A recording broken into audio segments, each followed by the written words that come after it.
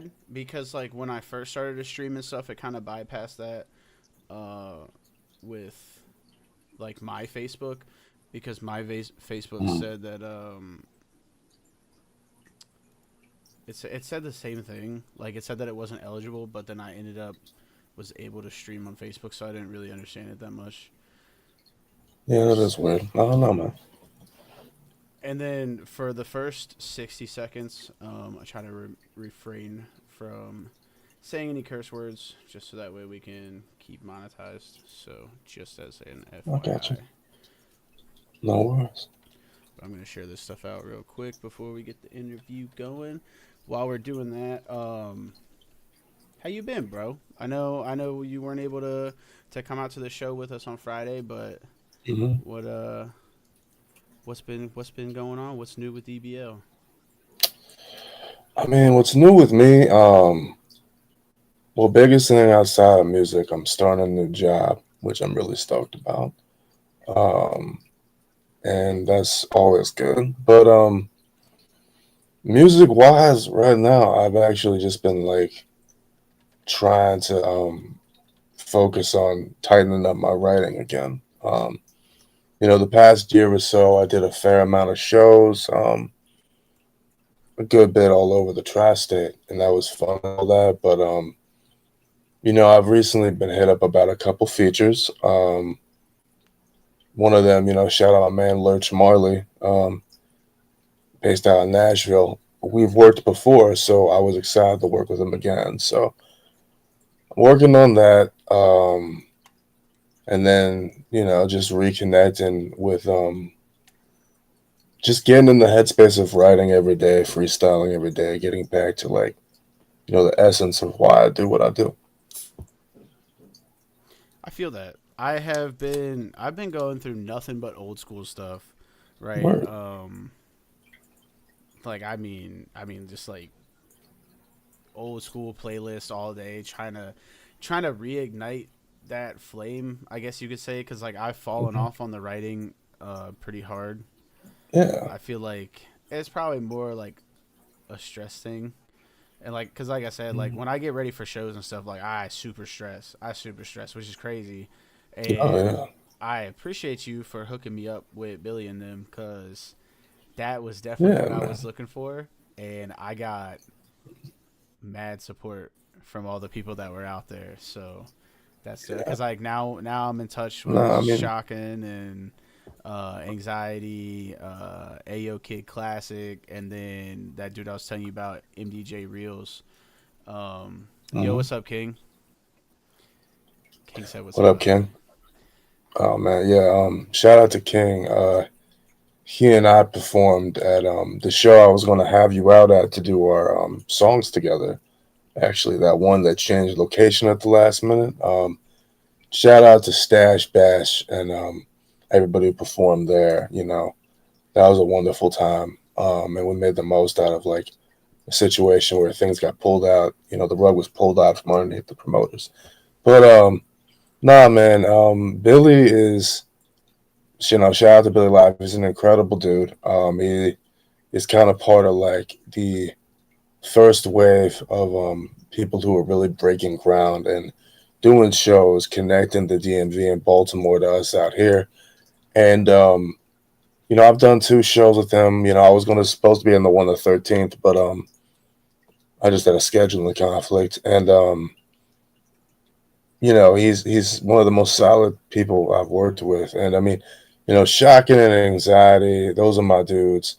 Ayo Kid Classic, he's another OG of this whole thing. I remember, Ayo, if you're watching this, Big K was one of my mentors out of Martinsburg, and I remember him showing like demo versions of y'all's song Cutthroat and stuff. So like I'm happy you did the show with Bloodleaf, man, because you guys deserve to be like out there. And it's like the biggest thing about our area is there's a lot of weird diversity. So like, you know, we also had done that show in Altoona, and that was a very different vibe. Shout out to everybody who was there. It was more of the country rap scene, and I love the vibe that like country rap has. It's just it's funny to me because like Altoona and where y'all performed at aren't necessarily so far apart, but they can feel worlds apart. So it's getting ready for shows can be tough. Like I get so sick of hearing my own music before a show, bro, because I listen to it so much in the car, when I'm doing dishes, when I'm just at the house, and I have my actual practice sessions. And finally, like the day after, I'm like, I will listen to anything, but if it even has like a smidgen of what I like to listen to in hip hop, I am throwing my phone across this apartment and smashing my computers because I can't do it anymore. Yeah, Uh, that's what I was talking to Shocking about. Cause like I loved everybody that was at the show in Altoona. Um, that scene's just not for me. And that's like I had this conversation with you before. I was looking for this DMV scene. That's exactly yeah. what I was looking for. Cause like I mean, like I said before, like I'm from DMV. I will not rep where I Mhm. live on my back. I will rep DMV till I die because that's where I was born. That's where I'm from. That's where I Yeah. lived the first part of my life. So I will not rep where I live right now. I do not care. Um, and like that like seeing the way that they perform was what I needed to see for myself. But then, you know, like I said, I feel like I ended up setting myself apart a little bit more by bringing back some of that old school style, like MCing, Mhm. as to where like I don't Yeah. have any lyrics on my tracks. Like I do all of that there because like that's what I like. And like I said before, like I'm not taking Mhm. it away from anybody who performs with the lyrics on their track. I just realized as a way to set me apart. And I'm also a fucking I'm a white dude in the rap scene. I have to be able to prove that I can do this shit and Mhm. I'm not just here. Like I have to Yeah. prove myself. That's where I'm at. Like Yeah. I don't know any other way to put it. That's just I I feel like think, that's the best way yeah. to say it really. No, I think you put that really well. I mean, because like there is a different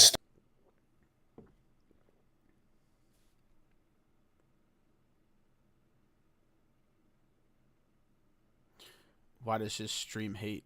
Oh, I think he left on accident. No, I'm still here. Can you hear me? Yeah, I can hear you now.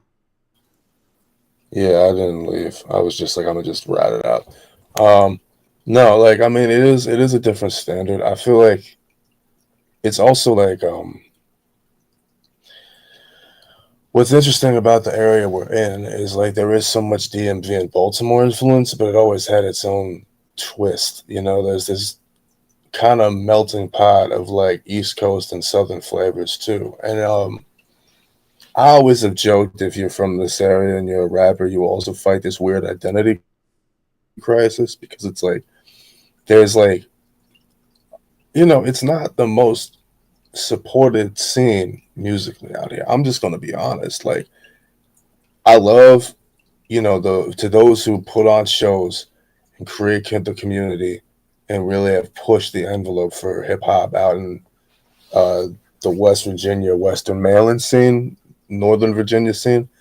Kudos to you, but like I have seen some of my friends in like the rock and country and bluegrass scene out here accomplish some amazing things.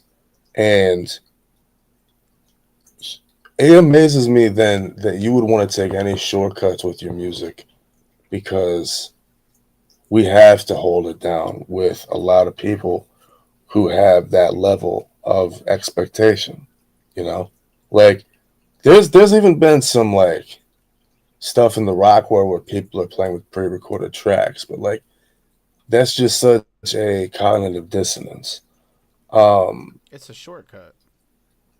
yeah, but at the same time, like the one thing I've realized about those that do that, they do save the pain of dealing with audio screw ups, which happen at shows. That being said, dude, like I feel like if you don't learn how to ride that wave without that, you're gonna have a bad time. Like I have so many stupid stories of like equipment becoming unhooked while I'm on stage, CDs skipping, um, flash drives going missing, CDs just not working, just any stupid thing that could happen. So you have to be, if you're going to MC, you have to really be ready for whatever's going to happen. And so you need to know your music. That's all. Facts. Yo, what's up, chat? I don't know if all those are recent or if those have been in here. All my stuff just started popping up. But no, I agree with that. And it's funny that you said like it's kind of like a melting pot for like East Coast and Southern shit, right? Because that's what Virginia's rap style is, a mix between the lyrical storytelling and like magnetic pull that East Coast rap has Mhm. over like Southern beats and shit. And I think Yeah. that's one of the reasons why I gravitate more toward Memphis, Mhm. because I mean, granted, Memphis is its own rap style in itself, but Mhm. I feel like a lot of like the Southern beats and stuff are heavily influenced by the Memphis and Texas for Mhm. real. Because like I know those two places in general have two different styles of when it comes to rap, Yeah. compared to like everywhere else. Because like Southern rap is different from Memphis rap. Southern rap's different from Mhm. Texas rap. Texas rap's different from everything. Memphis rap's different from everything. It's almost kind of like how Chicago drill is. That's completely different from everything else. So Mhm. my thing is like I take a lot of that like Southern style beat, and then I kind of ended up meshing like East Coast style of like storytelling and lyricism with Mhm. Memphis like lyricism. So like I have like a really unique sound most of the time. Like it Yeah. doesn't really sound like anybody else. There are certain times when you can hear those influences come out, Mhm. but for the most part, like when I listen to some of my own stuff, I'm like I don't really know like where I sound like, right? Like Yeah. I ended up developing this own like self expression through all of these different genre, like, or all of these different types of rap and hip hop, like, because Yeah. I Yeah. didn't really grow up listening to one specific thing, and I Mhm. don't sound like Eminem because I didn't grow up listening to fucking Eminem either. So it's like it's one of those things, right? Like because Yeah. there's like a lot of dudes that I feel like always like get compared to Eminem, like Token's Mhm. like a fucking like Eminem wannabe. Tom McDonald has fucking Eminem's cock so Oh far my down his throat gosh. that That's he thinks he's ridiculous. fucking Slim Shady's ball sack or something. I don't know. I feel like he would write a track from the perspective of Slim Shady's ball sag, honestly. Probably he already did the deer deer Slim one or some shit, or Stan's Revenge or whatever the fuck it was. That shit was lame. Dude, I just stopped paying attention to him, like, because that's the only choice I had. It was like every day you get on YouTube, he'd have another stupid video, and he'd lost any sort of credibility to me on American politics when he admitted he's fucking Canadian. Dude, so that's the thing, is I knew he was Canadian before he ever like hopped on that shit. And I'm like sitting here and I'm like, bro, why? What the fuck is up with all you Canadians, bro? Like, go, like, stay the fuck out of this shit. Like, why? Why are you doing this? And like, the other thing is, like, why are you sitting here in front of the entire world telling everybody that like you think that you're Eminem? He did that on that song. Like when I heard that shit, I had to listen to it because I was like, I want to see what he does with this. And then when he was like, "Can't you see I'm you?" I was like, "You're fucking weird, bro. You just based your entire career off of another man's career. That is fucking weird. Yeah, You're a weirdo, bro. That's some whack ass shit."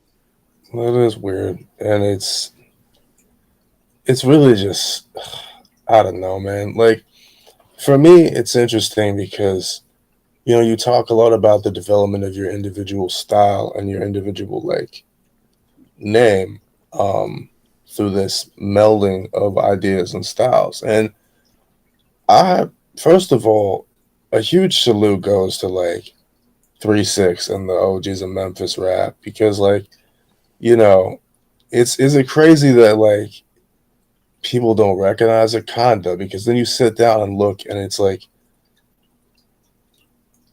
there is not a bit of this whole underground and mainstream part of hip hop that 3 6 didn't touch. Hey, what's that album called? Most Known Unknown. Yeah, most known unknown. You described it perfectly. Um, and it's crazy too. Like I remember when they did their versus battle with Bone Thugs and Harmony, and like they started dropping like first they dropped productions they did like International Players Anthem, like Juicy J made the beat for that. Then they dropped like the fact that Juicy J's been on like Katy Perry songs, and that's after they did their classics like Sipping on Some Scissor and Ain't Easy for a Pimp and all that. And it's just like it felt like homicide. And I love Bone Thugs, but it was just like, what have they not done, and what don't they continue not to do? Um, but like, no, I understand exactly where you're coming from though, because like, I, that's kind of the aesthetic I wanted to have when I came out myself was combining Southern sounds with East Coast storytelling. And ironically enough, you mentioned it being a Virginia thing. One of my favorite groups is the Clips and Pusha T's solo stuff because they always did that. They'd have like really crazy beats, but like they'd still have that East Coast aesthetic. And that always I thought was incredible. But I mean, the thing is like you also have to be careful the more you get into hip hop because you can get into what I call the rapper bubble, where like I was listening to some of my old songs that I released on this remastered EP, where I took a couple of my more popular SoundCloud songs as David Black, my old rap name, had them remastered. And I realized I'd fallen into this rapper bubble where it's like you start writing about rapping, like how good you are at it, how you can spit fast and then spit slow, the things you put into it, getting super technical with it. And that can be cool, but a lot of people don't listen to hip hop to hear that. You know who does? It's Other rappers, you know. it's MCing. It's a lost art. That's the It problem. is. It is. That's one of the main things. Yeah. Right, is like being able to be technical in a way that it makes sense. Mm-hmm. Socrates philosophies, like that that shit. That was dope as fuck Mm-hmm. back when Wu Tang and them were fucking kicking that shit. But Mm-hmm. I feel as far as like music has progressed, we have these labels that have just been really ruining music as far as that. But I do believe that it's making a comeback because a lot of Mm-hmm. more people are looking to independent artists because they know that they're talking about real shit. Yeah. I feel like everybody's kind of fed up with this fucking, media bullshit of these labels pushing regurgitated music left and right, one after another. Nobody wants to hear it anymore. Like Nope. the last people that were like doing their own thing, uh, so before we got to now, right? Because it's different now. I feel like in 2013 was the last time people were kind of kicking real shit and being original. After Mm-hmm. 2013, that shit kind of went downhill for a while. Like until we got rid of mumble rappers, but then again, everybody was still kind of they were seeing what worked Mm-hmm. and they were like, "Okay, this works, so we're just going to keep doing that. We're not going to fucking Yeah. change it. We're just going to keep doing that." Yeah. Now we have, like Mexican OT came out with his own shit. I love Fucking Mexico too, You man. got Big X the Plug. Juicy J just dropped an entire album that was jazz inspired. That is like Mm-hmm. completely different than Yeah. anything that we've It's heard from crazy. him or that we heard going on right now. Um, those are just some examples. I'm sure there are far more that I'm not thinking of right now, but I mean, because you kind of look at it in like the metal scene too. Sleep Token is like one of the only ones that has like really pushed barriers since then. Granted, Mm-hmm. we've had some really good like metal bands and stuff come out that are good, like Bad Omens out of Richmond. They came Yeah. in and started doing their own thing too, and then Sleep Token followed suit right after, and Not Gloose kind of jumped in there too. Like so, we have been seeing a push since COVID of the creativity that that people can come out with, because I feel like a lot of people realized there was a big gap um, Mm. in the creative space, that people were just so comfortable with putting out the same thing because they knew it would sell. So I do feel like we're coming Mhm. back out of that, and I like that. But I feel like the music industry for a while was really just it was dog shit for like almost a decade. Oh yeah, no, I mean, cause like number one, I mean, you talk about 2013 being like the jumping off point. Cats, Dude, bro. this guy, Um, bro. he's like, yeah, give me that guest verse, dang it. Um, nah, like, cause like I remember thinking something similar because I used to keep track of like the double XL freshman list every year. And you look at like the star players in the game in terms of like, like more like music with a brain, a lot of them came out of that list. You had like Nipsey Hussle, you had, you know, Joey Badass, Mac Miller, um, Big Crit. And then there were the more obvious ones like Kendrick and Big Sean and J. Cole.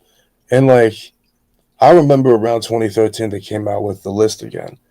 And it was all dudes that like had been talked about for years, like Action Bronson and Absol and Scuba Q. I was like, we know who these guys are. Where's the unknowns? I've And then actually never shortly even after listened to that, Action Bronson. I think you'd like him a lot, actually. Like he's fun. He's kind of goofy, but also like just kind of crazy. Um, but anyways, nah, like things just kind of started to change. I think what happened is instead of there being an independence to internet culture, the labels got involved. Like you didn't have people like releasing mixtapes or connecting through music sharing sites, and things got more corporate. I mean, you compare the aesthetic of MySpace to Facebook, it says everything. Um, and then to make it even worse, like throughout the decade, you saw whole, I guess, symbols of music culture die down. Like, yes, to all the scene kids, we lost Warp Tour at the end of last decade. That sucked. But then on the other side, like the XXL list stopped meaning something to hip hop kids. Like you'd see it and it'd just be like people who'd been out for 6 months or like who just didn't actually seem to care. And you're like, why even care about the music if the artists don't care? Um, but there's also this thing where I feel like the community of music is becoming reestablished because I realized how much we lost during COVID. Because like you couldn't go out to shows, you couldn't hit people up. It's all fun and games to just stay in your room and grind to release on the internet when nobody else is doing it. Not everybody was doing it during COVID. So like now you got to get out there again and reestablish connections and stuff. Well, see, and the problem that I have with this, right, Mm-hmm. is because when you hear most of like the older rappers like talking about like going through the trenches and shit, and aside from like the trap shit, shit like that, like music trenches, a lot of these artists were going to fucking hole in the walls like we did in fucking Altoona. Um, Mm-hmm. I know that Bad Habits isn't as much of a hole in the wall, but it's still like one of those little tiny places where it wasn't a super big crowd. It was definitely a bigger crowd than Altoona, and I am so fucking happy for that. Mm-hmm. It was nice to actually perform in front of people that weren't just artists. Which, and Mm-hmm. I'm not saying anything bad about the ASA show. I know that was just kind of like a bad timing kind of shit, but to go from performing in front of nobody, right? And I'm gonna say nobody because I don't want to include the artists that were there to perform. going from doing a show in front of nobody to doing a show in front of like 20 people that like 15, 20 people that aren't artists, like that's the type of trenches, right? So like all these people that are blowing up off of TikTok and shit, they don't actually know what that means. They, you know, they're using the internet to blow up, and I'm not saying anything bad about them, but they're not showing that they have skin, right? Like they're not showing that they put that grind in and went out and did a fucking show in front of nobody Mm. and all that shit. They made this shit in their room. They made a good piece of content that went with it that people enjoyed because everybody's more visual now. They want to see shit rather than just hear it. So they don't really have that grind. Like I guarantee you, a lot of the people that blew up off of TikTok shit have no idea what it's like to go and perform in front of an empty room. Well, there's some truth to that, but I also actually know at least one artist. And whenever he and I talk, we talk about dealing with the same, people who were running shows out this way 10 years ago in different aspects and the way people have interacted with us at shows. But he stopped doing shows and instead focused on content. And he's actually been very successful at it. Um, Now you could argue, yeah, he had skin in the game before he switched to doing strictly content. But like at the same time, the thing I've seen him mentor younger artists is he's like, if you can avoid those situations, it's not a bad idea to do that. But here's my argument against it. It's all fun and games until you have that song that blows up and you get performance opportunities at like radio stations and March Madness parties and all that stuff. You have to deliver because now you're being paid as a performer. So that's why my advice to a lot of the artists I talk to is do everything. Like, yes, have your music on DSPs, but also have a way to sell your music without DSPs. Yes, be a performer, but also actually invest in making content. Yes, know how to record yourself, but if the opportunity comes to work within a studio, know how to work in that studio. There's no short way around it. It is tough and it can burn you out, but like you have to know as much as possible about every aspect of this game. I mean, so I get burned out with that a lot, right? Mm-hmm. And that could be my issue is that I'm having burnout at the moment. Mm-hmm. And I know, like, necessarily when people say like, "Oh, like you'll burn out quick" or whatever, like you're just a burnout. Like, fuck that, dude. You can get burnt out, but you can still come back from that. Oh yeah, I've done it a couple times. Like it sucks when you it fucking sit does. here and you make your own beats, you write all your shit, you record all your own shit, you mix and master your own shit, you make your cover arts, you release the shit. It is very fucking time consuming. It is very mentally and emotionally Mm-hmm. fucking exhausting. And Mm-hmm. sometimes, like the way that I feel right now, it sucks because I don't feel like I am at the best of my abilities to create the way that I want to. But I Mm-hmm. understand that breaks are needed and they're not a bad thing. I know that we live in a fast culture right now because of internet culture. Mm-hmm. People are always expecting more and more and more and more. Yeah. But I guess like like this could be advice just for the regular show and not even in the get to know is just if you feel like you have to take a break from the shit, take a break because Mm-hmm. taking care of you is more important than trying to satisfy other people.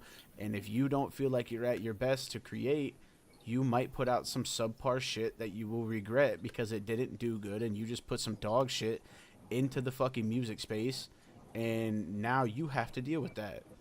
I have already done that. I've done it a couple times. And that's not even me saying like, you know, there were songs that I created when my skill level just wasn't there yet. I rushed fucking songs to get a song a week out, and I put a fucking couple dog shit songs out. Mm-hmm. Um, Now the people would tell me that they're not garbage. My problem is I was off beat, and if you're an artist, you will notice it. A lot of normal people said the shit was fire that don't make music, but the artist will point it out every time they listen to it. Mm. So I hear it every single time I hear the song. So the song is not bad. I just got off, but I rushed it and put it into the space, and now I feel like I put dog shit into the space. I feel that, and I mean, what you said about taking breaks, number one, like I double underline, highlight in bold, and exclamation, exclamation, exclamation point that mug because it's like you also you got to take care of yourself. And the thing about art is, if you stop for a moment and come back the next day, it'll still be there 9 times out of 10. But at the same time, this is why I always also tell other people involved in any sort of creative avenue, don't forget to build a life outside of it. Because it's like I see too many people just like all they do is they'll spend years just. But it's not easy though at the same time No, it's because it's it's my life, and I don't see it as a problem necessarily because I've been doing music since I was 12, and I knew right, that's what I wanted to do.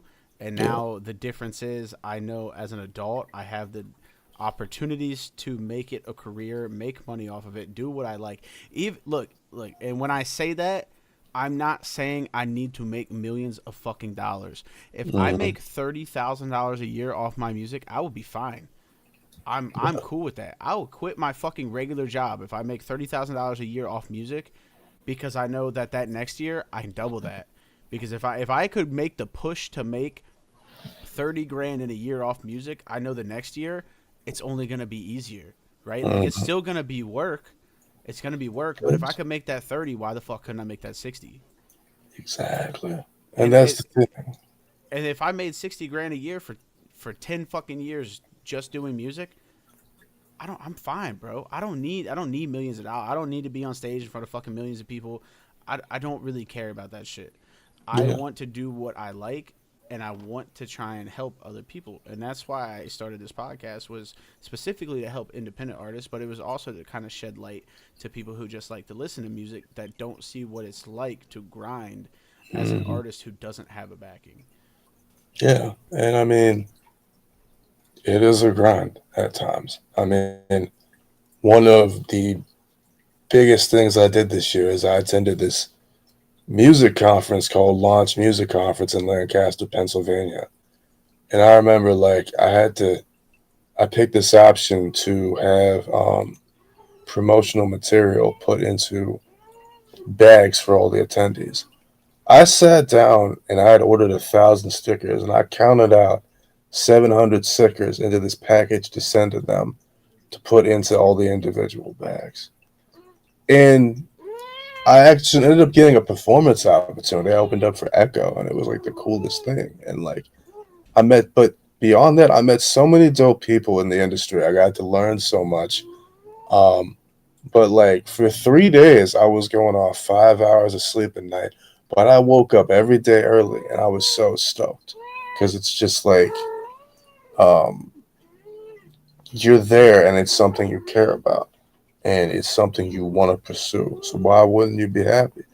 And it's hard to explain why sometimes you like the suck of it to people outside of it. Like yes, I just spent an hour trying to find one drum sound, or no, I know the song's finished, but I'm going to re-record it again. Why? Because my energy could have been so much better. Don't get me started though when someone asks you to re-record something and you realize what you thought was hot shit was just hot dookie. That's the worst feeling ever. Oh, it's tough, man. I mean, and like this is the conversation that I had with Leaf the other day, right? Was I know that like so doing that show kind of helped a little bit, right? It kind of helped where I was at because the past 2 weeks, like the headspace has been gutter, to say the least. So doing the show, like even when I was doing the show, like mentally I was Mhm. still fucked up, but it like so I did everything, I did what I was supposed to do.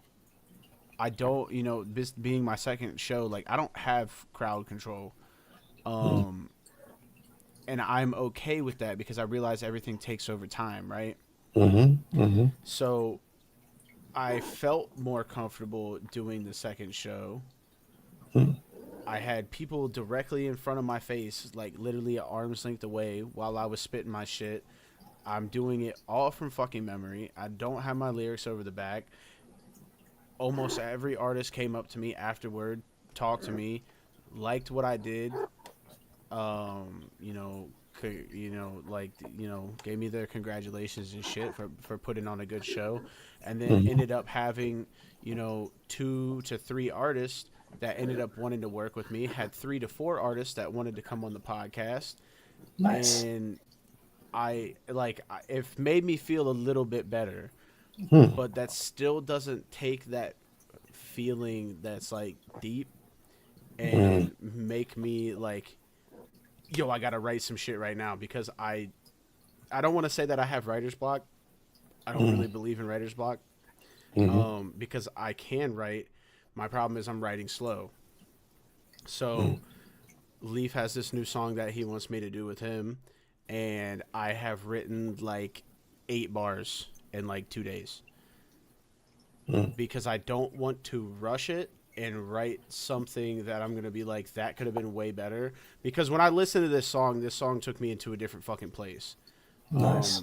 And it made me feel like the point where, like, when I woke up today, I wanted to listen to music, and then I listened to his song, and I was like, all right, let me go through my playlist and listen to something. And I started scrolling through all this shit, and I was like, all of this is not that music.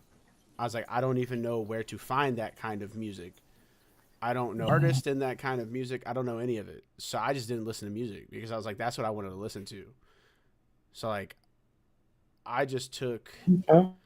the track that he did and I just had it on repeat.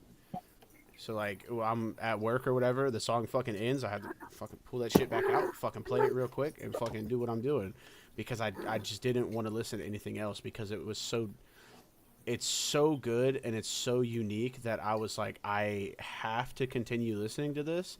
Even though I can't write to it right now, I know that if I keep listening to it, I'm going to fall in love with the song, which means the beat's already going to be stuck in my head, and I already have the flow that I want to use. So I have 8 bars that I wrote down in the flow that I want to use. I know for a fact I'm Mm-hmm. going to use those 8 bars because they fit. Mm-hmm. And when we were, and I was like, I know for a fact that it is okay that I haven't released anything or haven't written anything, haven't recorded anything since I dropped Fuck It, I'll Do It Myself. And the reason I say that is because when I was doing the 1 song a week and getting everything ready and dropping all that shit, and I did it for 2 months, Mm-hmm. by the end of the 2 months, work had picked back up, so I didn't have as much time to do music the way that I wanted to. Mm-hmm. I did a song not the week after, or not the next week. I did it the week after, which was Don't Miss. Mm-hmm. Fire. That shit came out fire. I Great ended up song. getting Great fucking song. 1,300 streams in like 2 weeks. Right? Like, I jumped from fucking, I don't know, like 100 monthlies or some shit to like 1,300 monthlies. I think I was at 13.99, almost hit 14. The track has Nice. almost 2,000 streams. So I'm like, Mm-hmm. okay, so I did that shit right, right? I took my time with it. I didn't rush. I made a good Mm-hmm. song. And then the next song that I dropped after that was, if I'm not mistaken, I'm pretty sure it was With Myself. And that is probably the deepest and most lyrical song that I have as far as metaphors and shit like that go, wordplay. I don't think I used Mm-hmm. as much wordplay. I used a lot more metaphors that kind of meant a lot more in the Okay. story that I was telling with that one. Because, like, I had the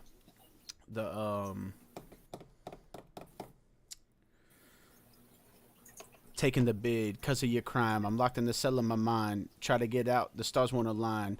Like, shit like that, right? So Mm-hmm. that kind of pushed that story a little bit more with the analogies and shit that I was using. Yeah. I think that one came out great. It took me probably a month to a month and a half to record that, write that, so it didn't take me that long to write it. It took me that long to get back in the space to write. I think I had that song done in like 2 days, 2 or 3 days Mm-hmm. max. Just because there was like certain shit that when I was recording, I didn't like it. I was like, I can fix this. I can do it like this. Cause there's a very big buildup, right? Like it starts off, kind of soft. And then I jump into that second verse and I come in hard. And then the third verse is even harder. Like it's a complete buildup of emotional energy in that song. And then, fast forward like 2 months later, I dropped Fuck It, I Do It Myself. So it was like 3 bangers back to back, but they were spaced out in time that worked for me rather than what worked for everybody else.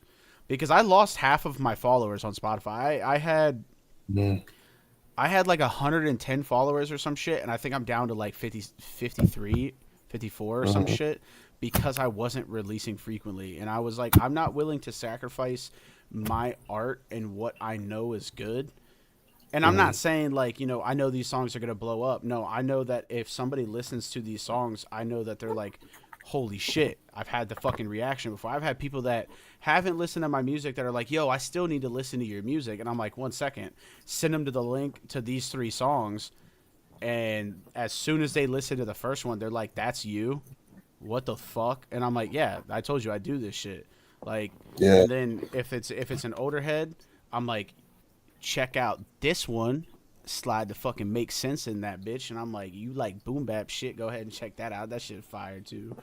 I love that song, man. No, we've So made some good tracks together. But what I like though is the fact that like you are like fully embracing the process because some people are like, "Oh, I did a great song once. I can't ever do this again." And I'm like, "It's not true. It may take a little bit longer because you're being more analytical now about what you do."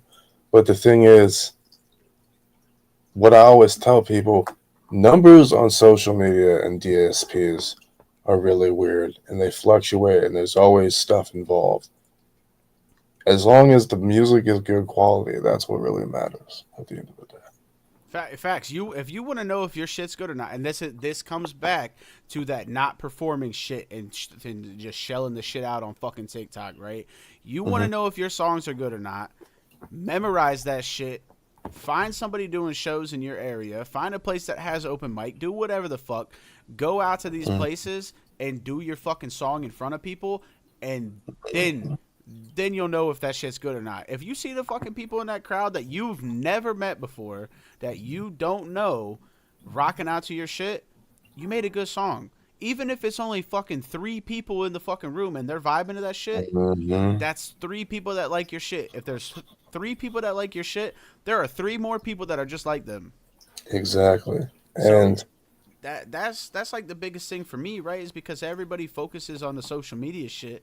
And here's the thing: if you put a good fucking piece of content out that people can watch, even if they don't like the fucking song, they'll watch the piece of content. So you're not getting feedback off of that song unless people are in the comment section talking about the song. So that to me doesn't say anything because when you're on stage, the only thing that they have is to look at you and mm-hmm. listen to what you're saying. That's Mm-hmm. it. That's the entertainment. And the people that are out there that are looking for that are going to let you know if it's good or not because they're not sitting there scrolling on Oh their yeah. phone. And if they're sitting there scrolling on your phone, song's trash. You have your fucking answer. And that's not me being an asshole. That's me being blunt. If I see somebody on their phone while It's I'm true. doing a show, I'm unless they're fucking recording me, 100% guarantee what I'm doing is ass. Yeah. It is, out of the frying pan into the fire when you go face to face getting your music critiqued. And I mean, the thing is anybody can say anything on the internet, but you talked about seeing people on their phone in the crowd. Body language says everything.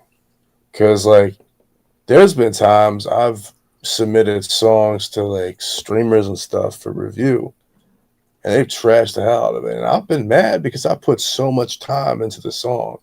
You know, I know what I did. I know I did something good. And then like there's been times it's become like a staple of my live show, or I go and look at the comments on a whole different site, like YouTube versus SoundCloud, and I have genuine feedback from real people. The thing is like there's always going to be like a way to get your stuff out there, but people can tell you all day your music's amazing, but if you don't see them like caring about it in real time, they don't care. That's just how it is. Facts. Cause like that was like Ayo fucking was dapping me up like at the end of my songs and shit. Like or if he liked what I said, like I could see like that the message that I had in my songs were being perceived well by the people out there. That's like Killa was on Leaf's side of the stage. So like when Leaf started to spit his shit, Killa was like, "That's what you do? That's what you do?" Like so like to see that shit real time, like you know you're doing the right shit. As Yeah, opposed to where I can drop a fucking TikTok video, I can get 13 fucking likes, 0 comments out of fucking 800 views, and okay, so it's like I have 13 likes. Did you like the piece of content, or did you like the music that was in the piece of content? I hmm don't know. That you can't tell from that demographic. So if I have those 13 likes, I put those people in front of me real time. hmm We're gonna see if they vibe out to that shit or not, or if they just like the piece of content that was there. That exactly. like that to me is the biggest thing because people like having something to watch, and that's why I hate hearing that shit because it's like, oh well, you could have the right song with the wrong piece of content, and then people don't like it. Okay, so basically what you're telling me is people cannot differentiate between watching something and listening to something. That's a problem. It is. That says a Yeah. lot about society, but that also doesn't help you with your music, right? Because if you have Doesn't. the right song with the wrong piece of content, okay, now you're looking at the analytics and you're going to get too caught up in the analytics because the song's good, but what you Mhm. showed people while you were doing the song was bad. Or you could have a good piece of content and a bad song. Or you could get it just right and then it fucking blows up. That to me does not speak shit. Because if I Mhm. go out on a Friday night after I fucking work all day and go fucking perform in front of people and have people vibe with my shit, I know 100% that those 20 people that were in the room listening to me liked my shit. This means I'm doing something Exactly. right. As to where Exactly. I get 20 fucking likes on a video with no comments. Do y'all like Mhm. the fucking song or do y'all like the fucking dumbass shit that I was doing in the video? Can Mhm. guarantee you 9 times out of 10, it's usually they like the dumbass shit that you're doing in the fucking video. Mhm. Yeah. It's definitely a weird tool, content, and how it can work. And I mean, like the one thing I try to do, this is a message for my older artists. Like, don't feel like you gotta jump on every trend. Make content that's true to you. Like, if you guys follow me on TikTok or Instagram, my content isn't ever just like me doing like the latest TikTok dance or like matching a trend. It's about the background of what I've been doing musically. It's about like it's showing music video footage. It's combinations of the two and some behind the scenes stuff. I see a lot of people just jumping on every trend and it's kind of disheartening because like I think at the soul of a lot of like underground music is an idea that you're going against the mainstream. So don't try to do that to yourself when you're in control of your art and your brand. It's just not healthy. I mean, that's like one of the biggest reasons I dropped Fuck It, I'll Do It Myself because it was kind of like a fuck you to everybody who does that. Right? Like, it wasn't one of those things where it was like, I'm just making this song just to make the. Bro, can you chill? It wasn't one of those things where it was like, I had a couple ideas with it, right? Because I hmm do understand that I can make something else out of that, which those will be coming soon and a lot of people will see it. Hell yeah. I don't want to necessarily put it out there right now because I still have some shit that I have to get done. But I understood what I could do with that. It wasn't just a message of like, hey, I actually do all this shit myself. It was fuck everybody who's doing this shit the wrong way.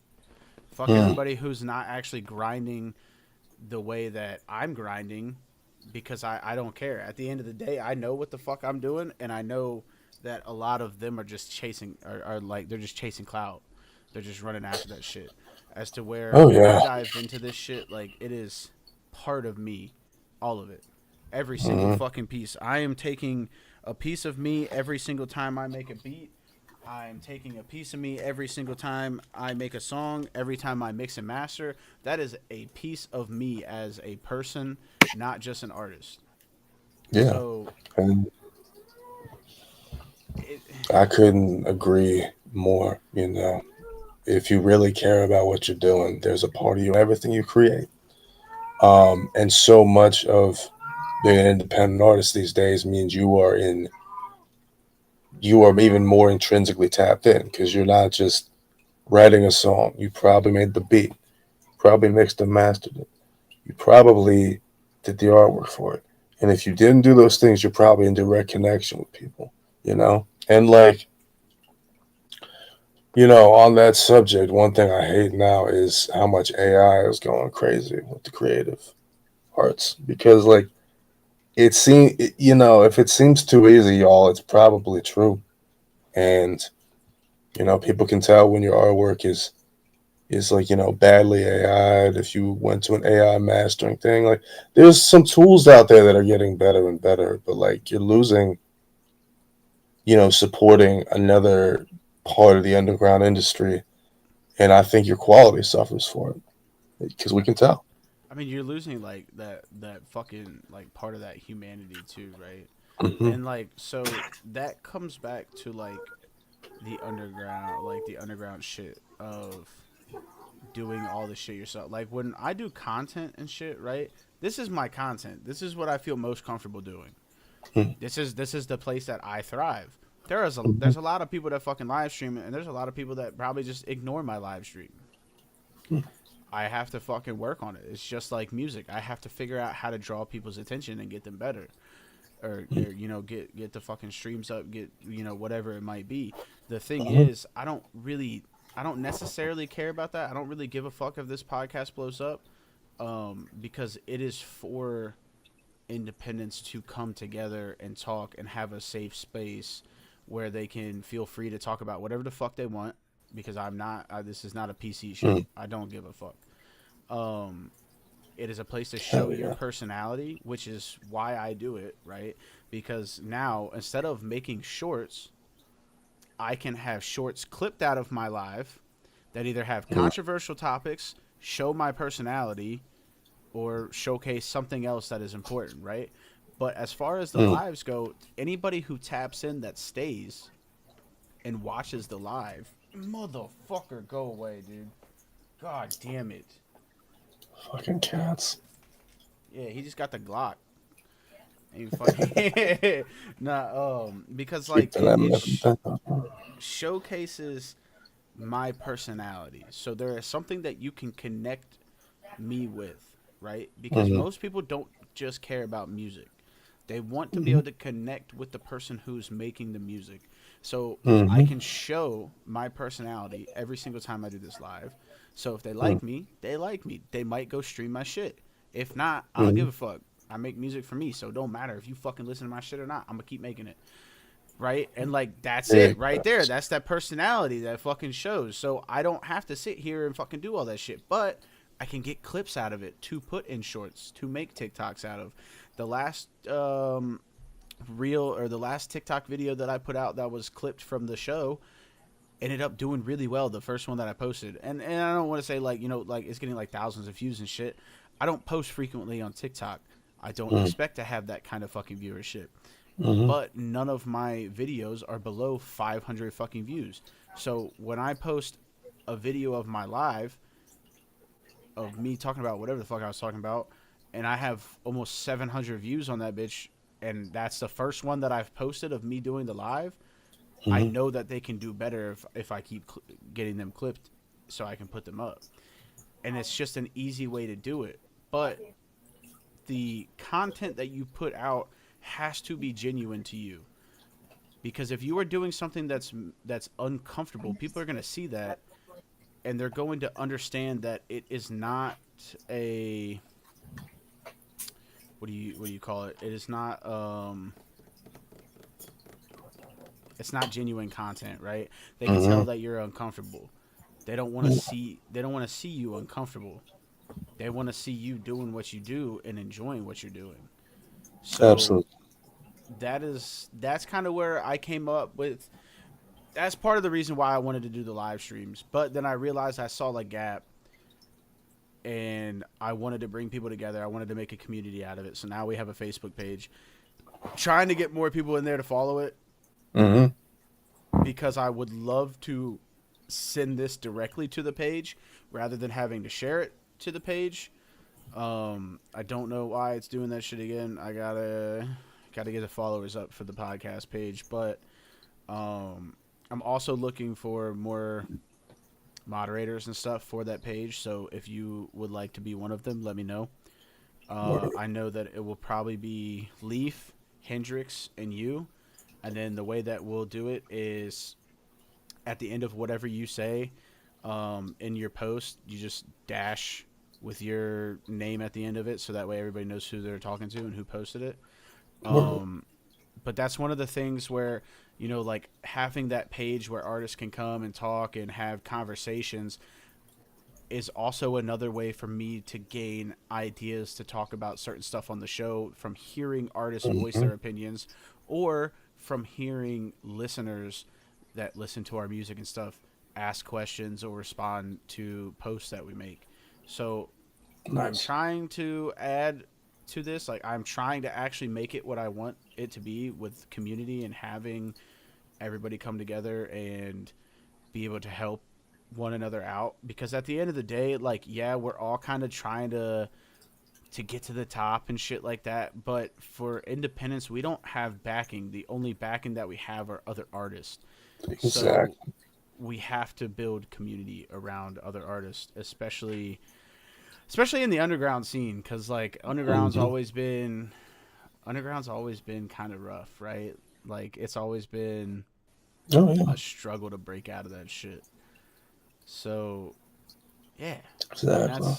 that's what I've been working on recently, since I haven't really been in the creative space. But I just realized we're like almost an hour in, and I never actually had you do an introduction. We That's kind of all just good. kept going. I knew it was gonna end up doing that. So if you want to just give an introduction on DBL, and let us know who DBL is, then we can do that now. Yeah, absolutely, y'all. So, thank you all for everybody who's tuned in. My name's DBL. You can find me on Instagram under DBL that dude, all lowercase. I'm on TikTok at capital DB, lowercase 2 the TOTHE, uppercase L. You can find me all over the place: Spotify, Apple Music, Tidal, um, Bandcamp, SoundCloud. But just a little bit about myself. I'm originally from Shepherdstown, West Virginia. I used to throw out shows and do stuff out there under the name David Black for 7 years. Uh, Decided to change the name to DBL because of it used to be the way I signed my emails as David Black, because the way it was, and it's also what I named my label, DBL Entertainment. Um, been performing and recording as DBL since 2020. So when I put my first EP out. Ran into SP at the infamous Blue Ridge Rock Fest everybody went through a year ago. That was a time. And he hit me up this year and we just started working on music together. And we just keep going with this stuff. I love what you had to say about the underground, man, because it has always been rough. That's the thing. It's like I see a lot of artists come in and be like, "Oh, this is ridiculous. I got to play here," and I'm like, "It's just the name of the game, and you just got to get through it That sometimes." that's that internet culture shit. True story. Speaking of meeting you, I love that shit. I love it. So like, happy 1 year friendship anniversary, Yeah, because that was yeah, like 1 year. like a week ago or some shit. Yeah, Um, my I memories on Facebook just kept popping up with it. I was like, "Oh my god, dude." I remember exactly what I was working on at the time too, which is funny as shit. Because I think I had a beat playing or something, and like you were sitting across from me, and I'm like sitting there like writing shit, like just in my own fucking world, fucking high as gas, because that's all I fucking did at Blue Ridge since it sucked ass. And fucking, you're like, what are you doing over there? I was like, I'm just working on this song. Oh, like, what do you do? Like, I knew you expected me to say some metal shit. I fucking saw that in your reaction. I love Because it, I was man. like, oh, I rap and shit. And you were like, what? Get the fuck out of here. So do I. And I was like, no way, dude. And I'm sitting here writing Yeah, wax. Like, didn't even have wax like halfway done yet. Like, I think I had the hook is what I started with, and then I was like finishing up the verse or some shit. nice. So that was I will always remember that because like that was crazy. I was like I'm just like sitting here in my own world, writing this song about weed, and then this guy at this metal show across from me is like, I rap too. I was like, no Well, way. because that doesn't happen sometimes. Like a lot of metalheads are into rap too, but like my friend Casey, who I was with there, shout out my boy Casey Comac of A Day in the Life of People. That's his photo series. I'll explain hip hop stuff to him sometimes, and he won't understand. Like I remember when Mac Miller died, I posted that clip of him at Tiny Desk playing 2009, and he calls me. He's like, "Bro, that honestly made me cry. Like he was amazing." I'm like, "Yeah, imagine if you'd been a fan of him while he was alive." Like it just was like, bro, like, come on. I wasn't a fan of Mac when he was alive. I I get was I that. was one of those people, which I hated it, right? And I think that comes down to I feel like I was like the Paul Wall of like Okay, rappers at the time, right? Like I was like I get. I don't listen to white rappers. Yeah. Which I think is crazy because Paul Wall is kind of mid, but that's just my opinion. No, so like I had heard like Mac Miller, right? The first song I heard by him, of course, was Donald Trump, or what was that? Was it Loud? Uh, I like my music real Yeah, loud. real Yeah. love, real love. Yeah. Like so, those are like the two that I was introduced to him in like middle school, and I was like, it's kind of. I mean, okay, like no. Yeah, that was his like frat boy turn up era. Like, Yeah, yeah. And I was like, I'm not digging this shit. Like I'm riding to school, I got like Juicy J on in my headphones and shit. Like I'm not getting down with this shit. And I then get it. he died when I was in basic, Oh actually. wow. So we had got the news. I guess somebody had sent like somebody a letter, and they were like, "Yo, Mac Miller died," and I was like, "Fucking, Damn. who gives a fuck about Mac Miller, bro?" Right? That's what I said, and that's disrespectful as fuck. It's disrespectful as fuck. I didn't realize later on that I would end up actually listening to his fucking music and understanding that there was which don't get me wrong, the music that I had listened to from him was his latest shit right before he died. A lot of his shit that had a lot of fucking deeper meaning to it.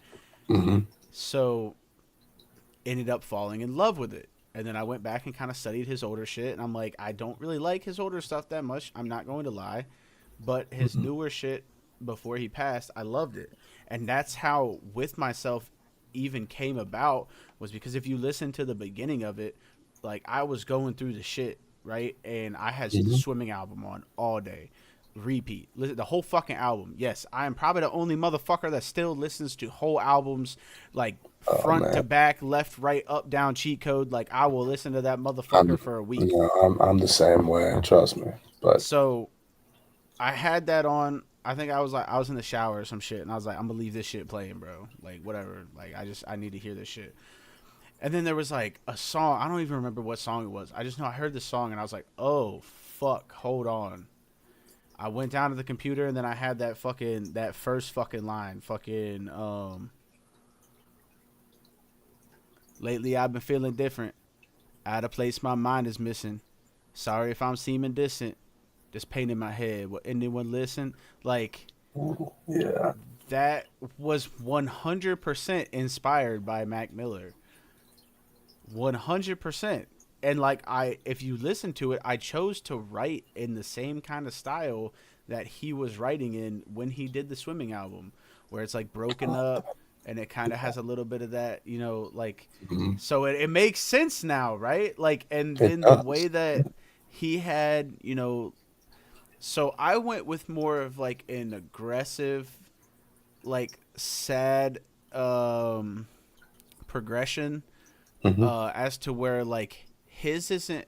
I noticed like a lot of his shit on swimming wasn't very aggressive, but I know that like it matched that the way that I did it matched my style more. So because like I wasn't trying to Mm. copy Mac Miller, like I wanted No, to use that no. inspiration but make it my Right. own. So like the way that he did his build ups, like in his build ups either went from like sadder to like really sad, or like there it was kind of just like it was very little influxes, but you Hmm. could tell the build-ups as to where like I wanted to go for something more my style and have it as a great story. um because like right, like how I said I had the first one, lately I've been feeling different, out of place my mind is missing, sorry if I'm seeming distant, it's pain in my head, will anyone listen? And then the second verse kicks off with, maybe I'm actually worthless. Guess I deserve this. Filled up with curses. Better off dead. Envisioning hearses. Blind to the fact that I have a purpose. Like it went from subtle to like, okay, now I'm gonna tell you like this is what's going on. Like, and you need to listen to this part. Hmm. I like that. No, and I mean that's a huge part of song composition is building up that energy, you know. And I mean, it's really funny because I understand the whole like listening to Mac's old stuff and being like, what the hell? Because I was the same way. I remember I got into him right after I graduated high school, and that was leading up to the release of Blue Slide Park. And I always liked his choice of beats, and I loved the way he rapped. But sometimes I was like, "Oh, this is just some typical frat boy stuff," and I was just like, "Whatever." And then in 2012, he released his mixtape Macadelic, and that wasn't really, I think, where things started to change because he talked about like a lot darker stuff on there. Like he was talking about his first fights with drugs, but he was doing like crazy songs. Like he had like Juicy J on one and Cameron on the other, and then like my favorite is this one called "The Question" with Lil Wayne, and like that was when Lil Wayne was kind of like losing his touch a little bit, and he went in on that song. Like I forget how it goes. Like I know there's one. He's like cradle in this chopper. I treat it like an infant. I don't know. It was just he was painting a good picture. But like I get it completely. Like I actually have a song influenced by him too. It's my song Bar Heavy featuring Master Rhymes. The beat was made by Dirty Phil, this really good producer and rapper out of Hagerstown. And I have basically I was studying Mac Miller a lot because I was trying to work on my flow. And so like there's like sections where I kind of just flipped what he was doing on the song 100 Grandkids. Like I have this line in the chorus where I'm like, and they ain't really been great since they made All State, so don't negotiate, man. Just try and bring the noise. And that was a direct like reference to that song. And even when I started in the second verse, where I swear to God, go and slide by my knob, whole squad's got a job, break through your facade. That was based on like another part of the song, and it's just like really studying Mac helped me write that entire song, and it's just interesting because like everybody I know has a Mac Miller story, like everybody, and it's like it's really cool to see, but it's like I also wonder like what his legacy is going to be like 5, 10 years from now, when like people are more further removed. I mean, I see, and that's the thing is like you got to think about it like this, right? Because Wu Tang has a crazy amount of fucking monthlies on Spotify. Mm-hmm.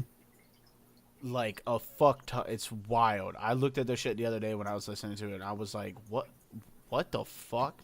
Mm-hmm. I know that Wu Tang's been kind of making a comeback in like shorts and shit. I've been seeing a lot of fucking shorts about it, like Wu Tang is for kids and shit. And there was like a bunch of kids like playing the Wu Tang song, and this like kid like spitting on the fucking shit. I love that.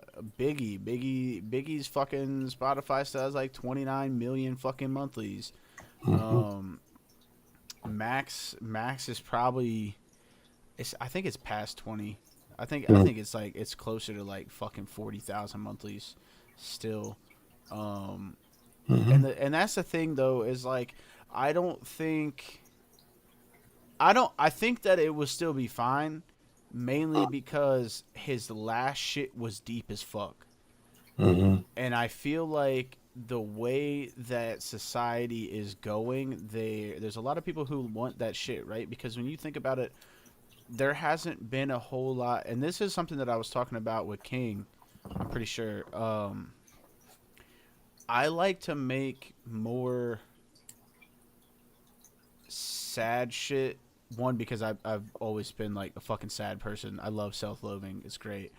Uh, but like, there's not really anybody who in like the rap space who has made that a big thing, right? Like, Mm-hmm. I kind of feel like there's a lack of that. Um, like I know Juicy J has had the mental trillness and the mental trillness too, which like he kind of had like some mental health shit in there. Mm-hmm. But I feel like you have like Poppy THBK, who's the Heartbreak Kid, right? Like he makes a lot of like breakup songs and shit. Um, Mm-hmm. there's another white kid out of Texas who makes like some pretty sad shit. He's like super fucking emo rap though, right? Mm-hmm. Um, I can't remember his name right now. I don't know Was it why. Swagger? Nah. Okay. Damn, bro. Why the fuck can't I remember his name? I like just listened to him the other day. Story of my life. I'll be forgetting people's names all the time. You know, He, it's I mean, like, and like, so the sad shit that I make is a little bit different than like his sad shit, right? Like, his is like super like emo sad shit, and not like emo rap, not like Kid Leroy, not like Juicy, not Juicy J, fucking Juice World. Um, mm-hmm. his is just like, it's like weird. Like, I like it, but it is like a different kind of sad. It's like a different approach, right? Like, because the way that I go into it is more of like I'm trying to be as deep as possible, but connect with people and still keep it that like rap kind Mm-hmm. of like keep it in there, as to Yeah. where his is like a poetic, super fucking sad, slit my wrist in the bathtub type shit. Mm-hmm. As to where like I'm not really trying to make that kind of shit. I'm trying to tell a story that people can connect with Mm-hmm. going through the same thing. So I'm trying to take the shit that I related to when I was in high school listening to metal shit, right? Mm-hmm. Because at that time there was like nobody in the rap space that was making any kind of like music like that, like sad music that could connect. Um, so I found that in the metal space. So I want to try and bring that kind of shit into this space because I know that there's people that feel that way Mm-hmm. but might not like metal and they can't Mm-hmm. really get into that kind of music, so they can't feel the way that like I felt as like a young teenager and shit listening to this shit and the way that it made me feel. And you know, like I knew like, hey, like this isn't like I'm not the only person that has that feeling. There's more people like that. I want to bring that to the rap space. That's Yeah. kind of my thing, but at the same time, I mean, you listen to all my shit, you know, I'm versatile. I don't really keep it just sad. I don't want to be put in a bubble. I don't want to be the sad rapper. I don't want to be the fucking drug rapper. I don't want to be this. I don't want to be that. Like I'm an artist. I do what I do. That I want to do what the fuck I want to do when I want to do it. Mm-hmm. Yeah, no, I completely get that because part of why I write the way I do and touch on the topics I do is because like I wanted to create stuff that people could relate to as well and create that catharsis, you know. For me, like I kind of got lucky, you know, someone who was getting big while I was coming up in high school was Kid Cudi, and when he did it, nobody touched on the subjects he did at all. Like maybe for a song or two, because you go back and you listen to like, you know, Biggest Suicidal Thoughts or Scarface's I Seen a Man Cry. And, you know, um, one of my favorites, Common, why I liked him so much and look up to him is because he he would touch on like, you know, really like positive and romantic stuff, but like, you know, he also battled Ice Cube and, you know, verbally beat the shit out of Drake a few years ago. And like to me it's like having that balance of yeah, like I can hold my own as a rapper, but like also touch on subjects that haven't really been touched on. I think that's the goal of a lot of us as artists. And it's tough. Oh my God, is it Well, tough? see, and that's the thing is like, Cuddy did that in a way that was so innovative for its time Hmm. because it's not some rap shit. It's really No, not. it Like you go isn't. back, you listen to fucking Day and Night, fucking that like that's not some like regular rap shit. And like and I'm happy that you mentioned Scarface and Biggie. See, like they had those like one like really good songs that like touched on that shit, right?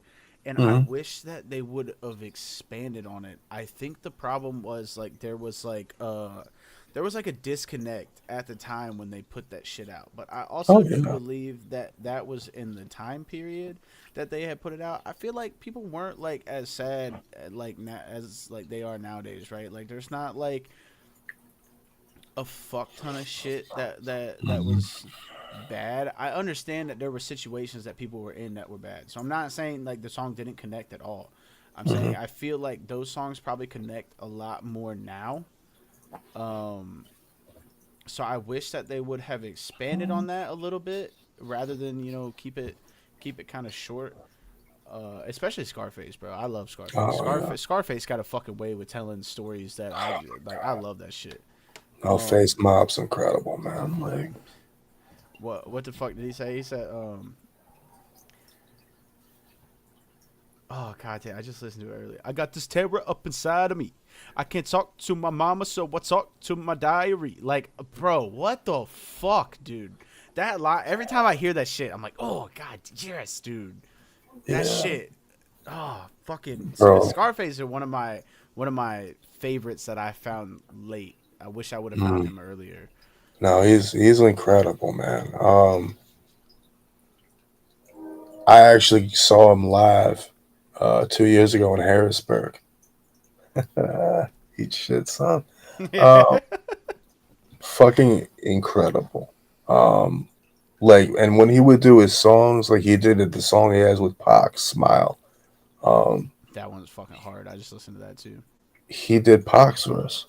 He did. I want to say he did Jay's verse on one song they did together. I don't know if it. I can't remember. I want to say it was Guess Who's Back, but like it was stupid good, and like it was just wonderful. And then I was happy like a year later went to go do his Tiny Desk because like he really deserves his flowers, you know. But I agree, like it would only come in little spurts, you know, and like I think that's because like you know the '90s was such a weird time. Like I've actually been looking into it a lot more lately, and the way like music kind of was pushed out and expanded upon, I think was a real premonition of what happened with music today. Where like you can have these spurts of creativity underground, you know, whether it was SoundCloud rap or emo rap or the mixtape and blog era. But lo and behold, these bigger musical corporations will try to get in there and just rip it the fuck apart. And it gets crazy. And you saw that happen with so much in the 90s. Grunge, new metal, punk, um, drum and bass and EDM, every type of hip hop, honestly. Um, it was crazy. Like, and it changed the standards for a lot. Um, but what's really wild though is these days it is viewed shrouded in so much nostalgia. Like people think it was like what I think my part of the generation thought the '60s were, like this untouchable, perfect decade. And bro, you really look at what happened in the '90s, bro. Like, that's when like every other rock star was like killing themselves at ODing, or they died before they could blow up, or the hip hop folks were like, Out unfortunately there, get I was shot about to at, say out there shooting each other, or getting shooting fucking each shot other, up by because I think the getting problem sick was like easy. a Like, a lot of them. So this is my problem that I have now, right? hmm Because Biggie and Pac were rapping to get out of the streets, yeah. and now you have a lot of artists that are not in the streets that end up rapping that get in the streets after they start rapping. Oh yeah. Right? So like it doesn't make sense. They're going backwards. They're Mhm. going backwards. It doesn't make sense. Like once Oh my you are gosh. in that space and you're in a good position to not have to do that shit and then put hmm yourself in that position. Okay, so now you just tore down that entire legacy of Pac and Biggie. Now the other thing, and I was thinking about this earlier, hmm everybody hears my age and they're like, "Oh shit, like you're young." Yeah, I'm young, but I studied this shit. hmm I don't come out here and they'll be like, "Oh, who influenced you to rap?" Kodak Black. No, fuck no. None of those fucking ass rappers fucking inspired me to fucking make art, bro. Because a lot of the shit they make is fucking trash. Like Lil Uzi Vert, Kodak Black, like all that shit. No, bro. I have seen so many fucking new artists that come out that are like kind of close to my age group, right? Like they're like 18 to fucking like 22, 23, some shit like that, and they'll be like, "Oh, well, my inspirations are Lil Pump, uh fucking Lil Peep, Kodak Black, Lil Uzi Vert. Those are the people that I listen to." The fuck? No, that's the problem. They don't understand what the age of the 90s was rapping about. They don't understand that shit. So now you have all these music labels that have their hands in all these private prisons and shit. So they hmm put out this fucking music to make the shit look cool. And now you have all these fucking youth that think it's cool as shit to do this, hmm end up going to prison because these fucking labels are making money off these fucking private prisons. hmm You have these artists that weren't in the streets that start making music that get in the streets after they were making music and then get fucking arrested and locked up and fucking whatever the fuck else, die because they didn't listen to the motherfuckers that I listened to growing up, which is crazy because I always get told, "Oh, you young, you don't even remember that shit." Bitch, I give you one that a lot of y'all motherfuckers probably forgot about, and even the people that were listening to that shit because they were born before me. KRS-One, get the fuck out of here with that shit, bro. Like, don't fucking play KRS-One. with me. Don't fucking play with me. I've done this shit. I listen to this shit. I love this shit. I'm not just one of these motherfuckers that came up and was like, "Yo, I want to be like MGK. I'm trying to rap like MGK." No, MGK ass, trash, sucks. Lost the fucking rap battle, left rap, went to fucking punk. What does that tell you? He a bitch. Don't want to be like him. Don't give a fuck. Didn't even know who MGK was until I was like 15. Glad that I don't know who the fuck he was until I was 15. Because everybody that I came up on, the first recollection that I have of any type of music is Biggie, 50, 3-6, fucking Cypress, Ice Cube, Master P, Snoop, Dre, You fucking tell me what the fuck that means. I grew up on that shit. I didn't just come in this bitch and I'm like, yo, I love Nelly. Like, no, bro. I listen to real shit. Like that's what I've done. And that's why I like making the music that I make, and that's why I realize Savvy tries to tell me all the time. He considers me a hip hop artist because I speak on real shit. I My like. only problem with that, and I hate fucking going in this conversation, I really do. But my only problem with that is I don't feel like that I can actually be a hip hop artist because hip hop and rap are two different things. They are Mm, very two different things. Because there's no hip hop artist today. But the other thing is hip hop originated as black thought. That's mm-hmm. what hip hop originated as. So when I hear people go, "Oh, you're a hip hop artist because you speak on real shit," no, no, no, no, hold on. I can't actually be a real hip hop artist, Mm, and we don't even have any more real hip hop artists unless they grew up in that era of hip hop and they're still alive. mm. There are no new people coming up that are hip hop artists. I don't give a fuck if you say J. Cole. Fucking oh god damn it! Don't get me started on that shit. J. Cole is not a fucking hip hop artist. I don't care what anybody says, and I also don't like. I don't respect J. Cole after that fucking shit with Kendrick and them. So it doesn't even matter. He's out of the conversation for me. Mm. Kendrick, not a hip hop artist. Kendrick is a rapper, and I think Kendrick is tired as fuck. Don't care. Don't care. I would die on this fucking hill. I do not think like Kendrick is as great as everybody likes to make him out to be. I think Nipsey was the guy, but Nipsey's not here anymore. Rest in peace, Nip. So I mean, to me, typically, I don't say that I'm a hip hop artist. I know that there are people that will consider me a hip hop artist because I speak on real shit, Mm, but I do not believe that I can actually be a full on hip hop artist. Because if you actually study the era of when hip hop came into place and what was going on, that is my perspective. mm, And like we've already had this discussion before, like it is uphill battles for mm, us, and we have to prove that shit. So if you can actually and that's the other thing is most people don't realize when you love this shit, it's not just about making the music and being in that space. It's about studying that shit mm, and knowing where it came from and knowing mm. all of that shit as to where people just want to hop into the shit and they're just like, yo, I can rap. Everybody else does it. And they don't know where the fucking shit came from. Yeah, they don't do their due diligence, and I agree with you on a couple points you made. You and I are never going to agree about Kendrick, and that's okay.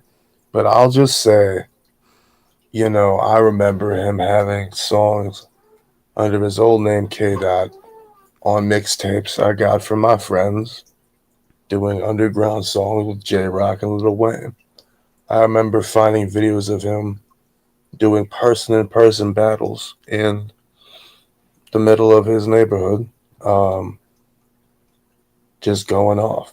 I saw the progression of him rapping on other rappers' beats like everybody else was to where it was. Now, I will say, since Good Kid Mad City, they have made him too big to fail. Um, he could do no wrong. And it's kind of weird to see, kind of annoying at times. Um, Number two, you're absolutely right. A lot of people jump into rap and they think it's going to be easy. I was nervous as hell when I started trying to do this, but I also had been listening to it for years. And I listened to like everything from like, when I was a teenager, it was like crunk and dirty South music. But I also had been put on to like Biggie and KRS-One and Tupac and old Ludacris and stuff by my uncle. But my whole thing is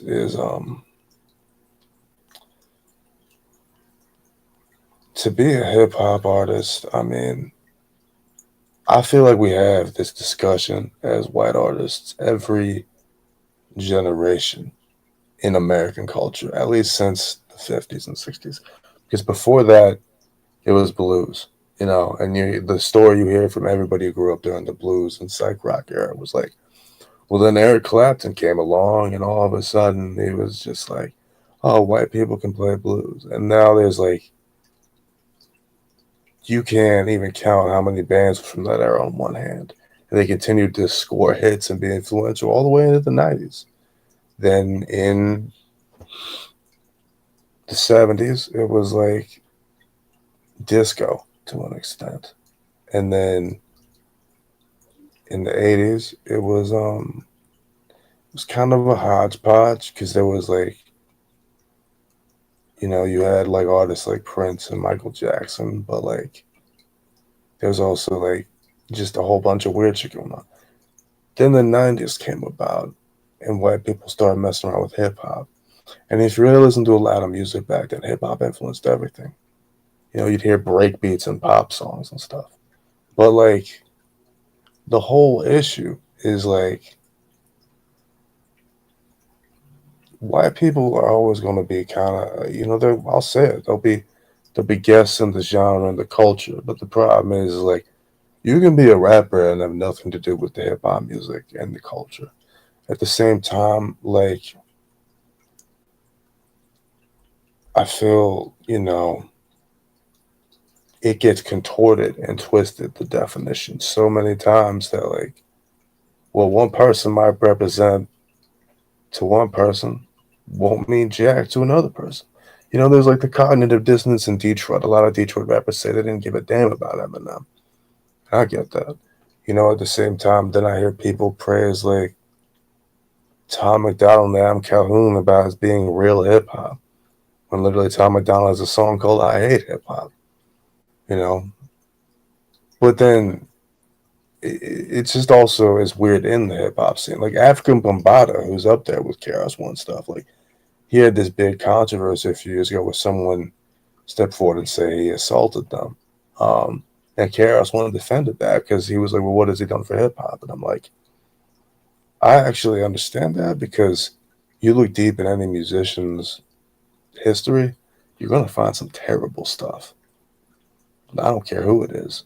You know, look what just happened with Dave Grohl. Like, I think he was like the shining golden example of what everyone was like. He's a squeaky clean rock star, and then he just graciously is like, "Y'all, I have a side piece, and I'm claiming it." And it's just like, what? I mean, so here's my thing, like especially when I say like hip hop and rap are two different things, right? And you just said it Mm-hmm. yourself. There is a culture that surrounds hip hop. Mm-hmm. It's the hip hop culture. Mm-hmm. Rap is not included in that. I see them as two separate things. Very, very bless you. Two very Thank different things. And then another thing is if you go even further back and look at this shit, right? Like most people think like the battle scene, like the rap battle scene was like a new thing when it came around. You go look at shit that's not in the history books. Rapping started in the medieval times, and they called it rapping, and it was them. It was two fucking people with other people fucking surrounded them and shit, fucking throwing insults at each other.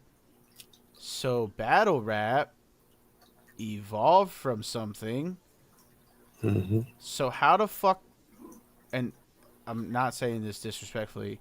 How the fuck can we be a guest to something that was started before any of us were fucking born? I will give the fact that hip hop is a different thing. Hip hop started in its own culture. There are Mm-hmm. cultural differences that a lot of us won't understand unless we were part of that. If Mm-hmm. we weren't part of it, we can't fucking speak on that. Mm-hmm. We have to understand that. As far as rap goes, rap has been around for a very fucking long time. Jazz helped push rap. but it branched out from jazz. It went hip hop, and then it started into rap. So there are two different things here, like, and that's the problem. That's the biggest problem that I have. The other thing that I realized that I didn't see until recently. There's a YouTuber who does videos on rappers and stuff, and he has a video called "The White Rapper Paradox." I forgot his name. I apologize that I can't I think shout you I've out. seen this video, so I'm interested to hear what you gotta say. So when I first heard this video, I listened to it, right, and I was like, I kind of just brushed it off as like, okay, like this dude just doesn't like white rappers. Like he's just talking shit about white rappers because he doesn't like them. He did another show with somebody, which I don't remember his name either. I just know that I watched it. And they kind of dove deeper into that video, right? And I didn't really like, so I was like, I want to watch this because I want to see what he says, because now he's elaborating on the video he made, and I was unaware at this point, right? Like I didn't really understand what he was getting at because he didn't really like elaborate on it in that video. Mm. So when I watched him doing the interview, he was like, Vanilla Ice didn't really understand the position that he was in at the time. And he was like, it was kind of like a double-edged sword because that kind of space was new and the labels were kind of taking advantage of him. And then he had that interview where he said, well, I'm introducing hip hop to people who don't listen to hip hop. Like I'm bringing in new people. And then this is where he elaborated and it made sense to me. And he was like, this was my disconnect. This is where I realized where my disconnect was and why I didn't understand what he was talking about. Mm. And because he was like, the problem with that is he wasn't actually helping the hip hop genre because he introduced hip hop to people who wouldn't have listened to it because they weren't black. So now you have all these people, call it what it is, you have all these white people coming in to listen to hip hop, but they're not listening to any other artist. They're only listening to that one artist because it's a white dude. Which Eminem has called this out before, and he made that point too. That Eminem was like, I hate half my fans, because he had a line in one of his songs where he said, if I was black, I probably would have only sold half. Basically talking shit about his fans, because he's like, most of y'all only listen to me because I'm a white dude. Y'all don't go back and learn and listen to the other artists that came before, right? So that was my disconnect, because who did I tell you that I started listening to when I first started listening to rap? You said you had started listening to 3 6 and Biggie and Juicy J. You mentioned a lot of West Coast artists like Cypress Hill and Tupac and stuff. Right. So that was my disconnect, because I didn't realize that there weren't people like me who just loved the shit and was going back and listening to all the fucking old shit. And I wasn't putting a picture to this shit, right? Like I wasn't like, oh, yo, that's a black dude. Yo, that's a white dude. Yeah, like I wasn't doing that. So I understand where he's saying like how that kind of fucked with the hip hop culture, right? Because now you have all these people that want to like say that they like hip hop and shit, but they're only listening to that white artist.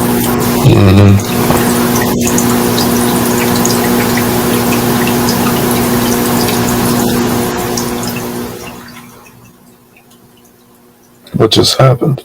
I don't know. That was weird.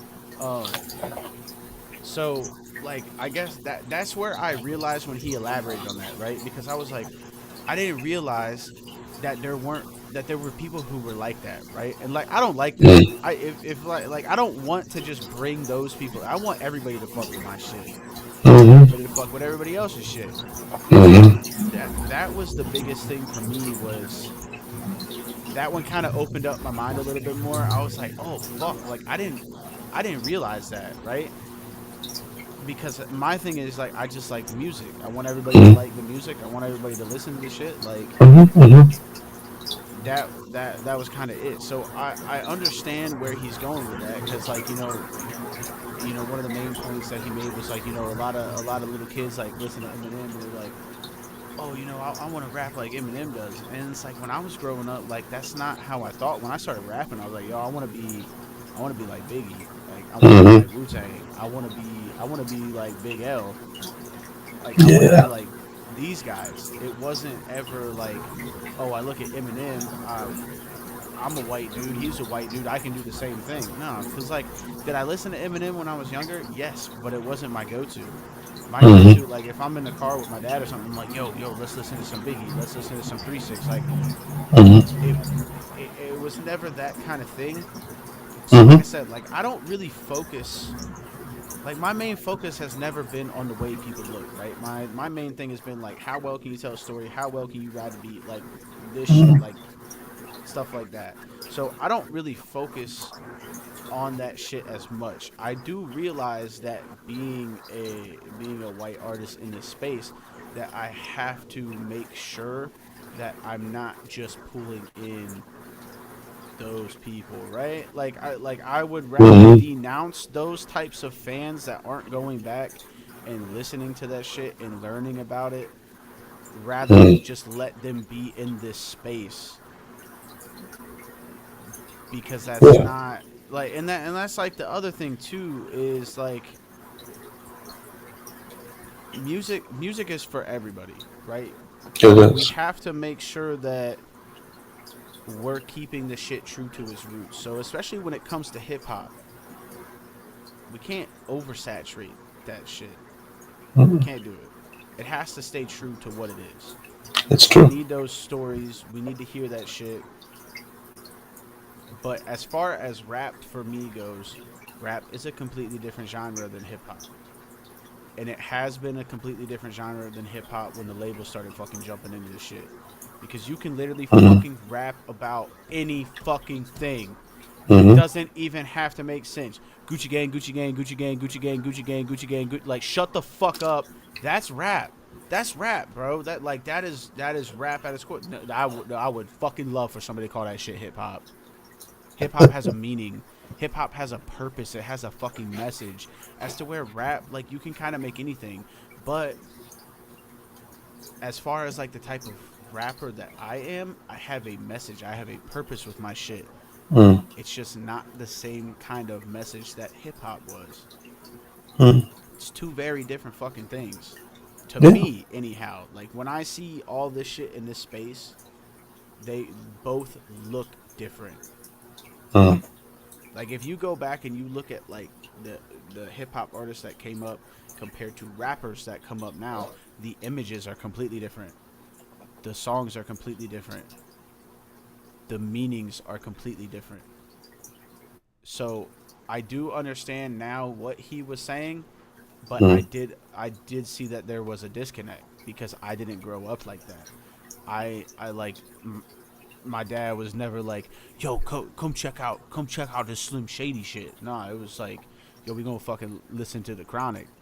Like, you know what I mean? Like, Hell that's yeah. the way that I grew up. So I can see where the disconnect was, and I understand what he's talking about now. So Hmm. I am not mad anymore at this said YouTuber because I didn't understand what he was saying because I didn't grow up the way that he was talking about like the people in the videos. Hmm. So there is that. You know, as you were telling me this, ironically enough, I thought of a Mac Miller quote. It was from this random interview he did, like middle of the last decade. And he said, in regards to the white rapper thing, there are white rappers and then there's white people who rap. And the difference is the white rappers will really try to fit the white rapper stereotype, you know. Um, you saw that a lot with like the whole frat rap movement. Like there was like Hoodie Allen and Sam Adams and Mac Miller to some extent. Um, it seemed like any dude with a snapback who went to a university start a rap career, myself included. But then like there's also a lot of white people who rap where it's just like they grew up respecting the culture and love that stuff. So they just do it. And that's the big difference. And it's just like it just gets weird. Like, I don't know. Like, because I've seen so much like change in certain people. There's this one guy I follow who called himself the White Sosa, like Chief Keef is Sosa, the White. And he would try to like he would do weird stuff like, and he went through some stuff. He got in a really bad car and stuff. But like he would like, I know he was out of high school and he would show up to local high school games and just like take pictures with the football fans who were teenagers. And then like later on, all of a sudden he's tried to be like less hood and he'd have captions like, "Oh, am I going to get out of the burbs with this one?" And I'm like, "Well, are you hood or suburban? Because there's a big difference." And then finally, he started doing country rap and country music. Changed his Oh, name where and all everything. white rappers go to die. It's like if you're gonna, I'll get heated if I talk about it. I'm just like, because I respect it. I've studied as much about every type of music as I possibly can. Like I just love music, and it's like I feel like people just try to do genre hopping because they think another genre is easier. I respect the artistry behind what they're doing. I fucking hate country music, any type of form of country music, other than there is one fucking country artist that I will listen to, and he makes more bluegrass than he makes country, and that is Tyler Childers. I will also listen to Coulter Wall because he makes like original like Western cowboy shit. It is not the fucking mainstream shit that you hear this fucking bedazzled t-shirt wearing, fucking sucking Mike's lemonade out of fucking Blake Shelton's dickhole bullshit that people call fucking country music. The only ones that I actually fucking enjoy would be Coulter Wall and Tyler Childers. There's not very many that I will fucking actually say that I like, except for those two, and they're fucking killing it, doing their own thing, making real fucking music Mm-hmm. in the country Mm-hmm. space. As far as Sure. country rap goes, it is not for me personally. I will not shit on fucking country rap artists because that is their artistry. That is what they like. Just because I don't like it doesn't mean that it's bad. If you keep fucking scratching me, I'm gonna squirt the fucking shit out of you. Um, Get the get. but Um, fucking like and like so like I said, like I understand the artistry behind it. My problem is there are a lot of these motherfuckers that will leave the rap scene and go to that shit. Where the fuck did Little White start off at? Started off with with 3-6. 3-6, yeah. And now he's like the biggest motherfucker in the country rap scene. Every fucking person I talk to, Lil White this, Lil White that, Lil White this, Lil White that. And I'm like, oh my fucking God, dude, I don't give a fuck. I don't care. I'm like, I listen to Lil White's older shit, never heard his newer shit. One, because I'm not going to switch up and listen to some shit that I don't like. Two, Mm-hmm. I don't give a fuck, bro. I don't care that like you met Lil White at a fucking country rap concert. That's great. You'll never see me at a country rap concert. And I feel bad because I know Sav like has invited me out to some shit, and he showed me some shit, and he was like, well, these guys like aren't country rappers. They just like fucking playing in the mud and shit. And I'm like, that sounds like some country ass shit if you ask me. I understand that like the artist that he showed me, I was like, he's dope. Like he definitely doesn't like make country rap, but like I'm not that guy. I don't want to go out here and fucking do these shows at mudbog events, bro. I'm good.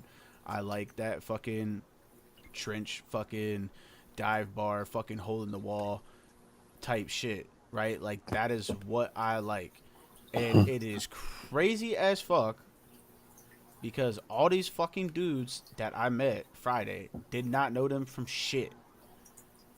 Nobody was there that I knew other than Leaf and fucking my brother running my merch table. All these dudes are from fucking Baltimore. I've never fucked around in Baltimore. like I the fucking AOs from Cumberland. I've never fucked around in Cumberland, and all these motherfuckers gave me more love than fucking anybody else that I know. So I know. Once I saw that, I was like, all right, I'm doing something right.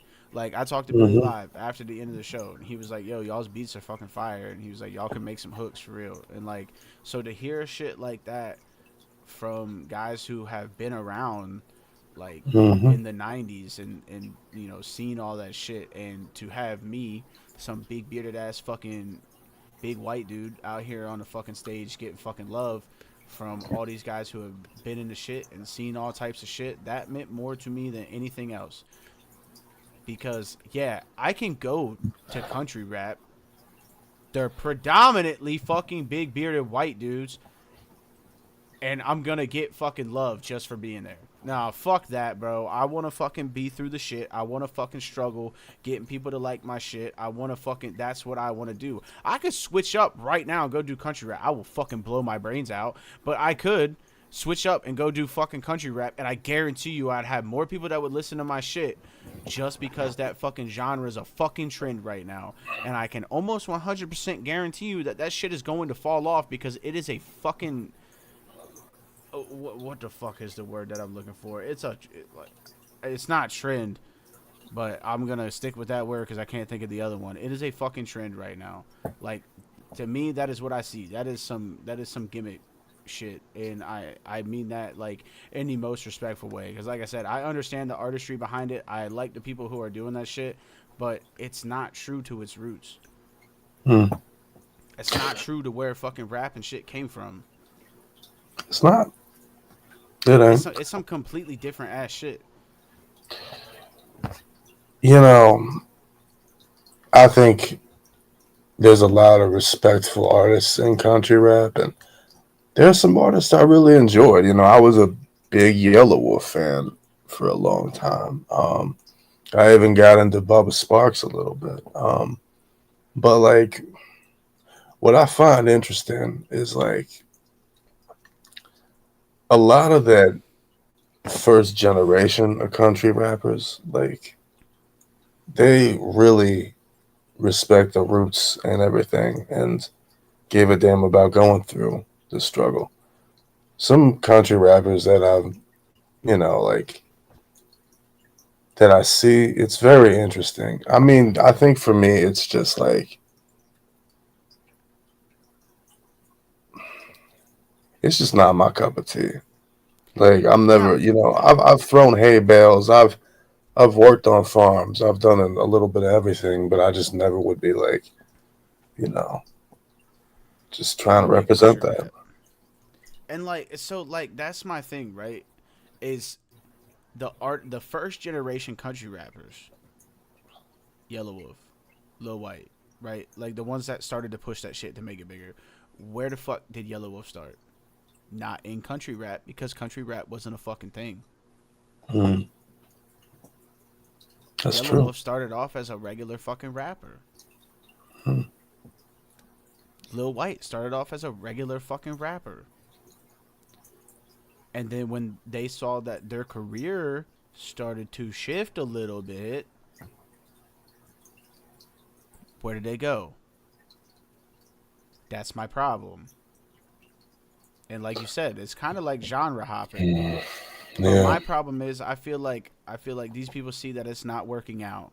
Their music isn't connecting. So they don't want to work on the music. They don't want to do the hard shit. They don't want to see what they can put their mind to make the and granted I understand that there are people that actually enjoy country rap and they start off in that genre and make that music.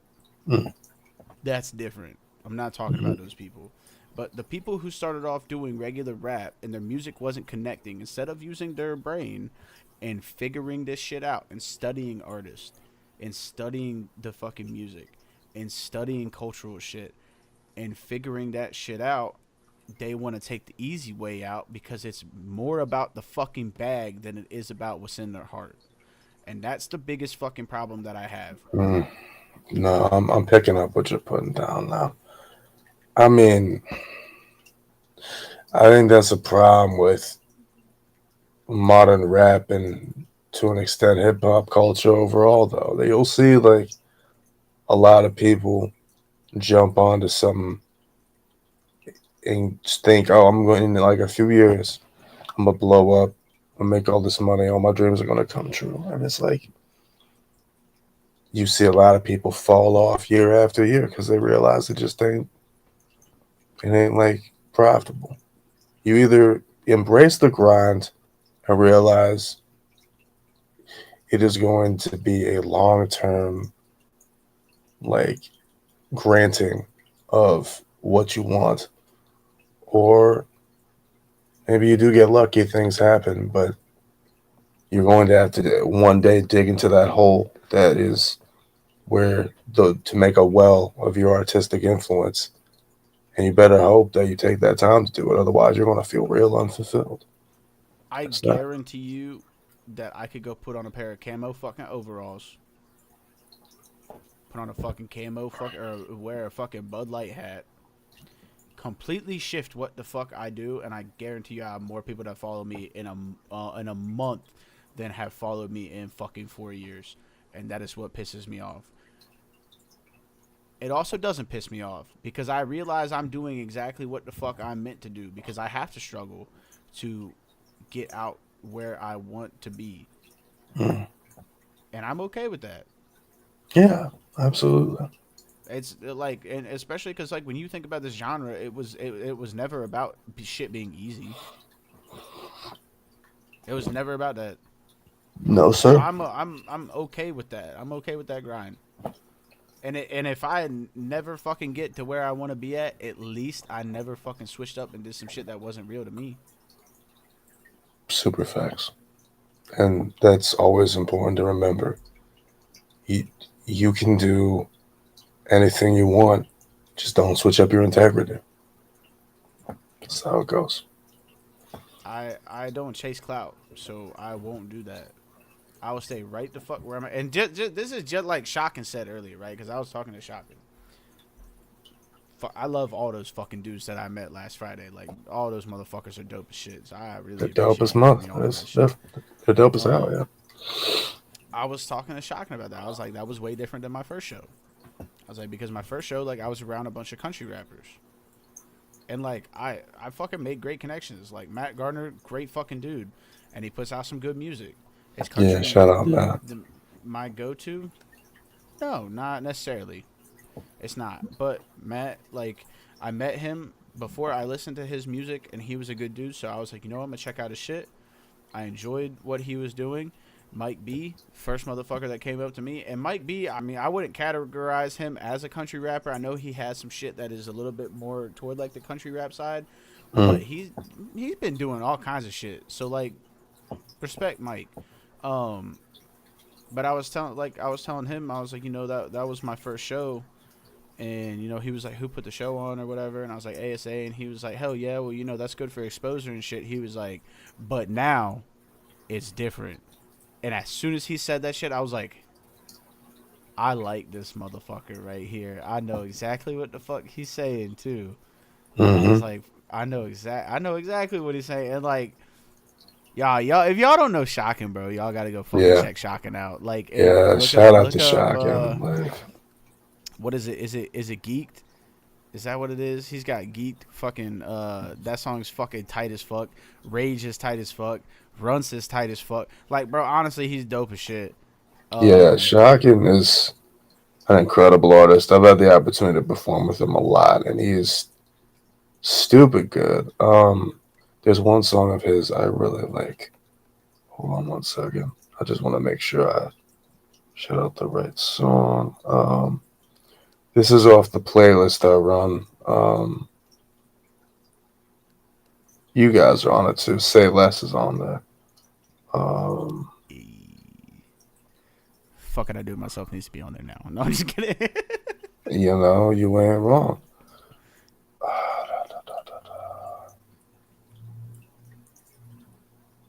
Honestly, I think y'all should just go follow him on Spotify because Yeah, he doesn't apparently need I no updated follow. that playlist. But Go follow Shocking. I mean, yeah, he's got runs. His latest single is "Guide Me." Y'all need to go check that one out. Um, just he's. I've heard him do everything. I've heard him do like straight boom bap shit, straight pop punk shit. Like it just gets incredible. But And then yeah, you gotta check out MDJ Reels too, because MDJ Reels is fucking fire. heard. He got some smooth ass shit for real. I like Um, that. he was like that man's bro. I'm gonna make some good shit with him. I've been talking to him. I've been talking to Ayo. I talked to Anxiety too. Yeah, Anxiety's dope Anxiety's as my fuck. dude. That's my dude Um, too. He's really talented. where is Anxiety from? He's from. I think he's from Martinsburg. Hell yeah. Yeah. So like I definitely want to get with him, and like this is another thing that's stressing me the fuck out, because like now I have more artists that want to do shit together, and like I still have the shit with Leaf, and I'm supposed to be working on a fucking album, and I'm like don't have shit. Um, yeah, it's crazy. No, like I'm hoping that I can kind of push through that shit. You will. I just gotta I don't know, gotta figure some shit out. But yeah, nah, like I'm Shocking's dope. Ayo, Kid Classic, dope as fuck. He's Uh, fire. Pirate Bay, dope as fuck. Yeah. Killa, I don't remember if Killa's if that's I don't remember what his full name is. I can't remember off the top of my head. Let me look up the flyer real quick. Killer.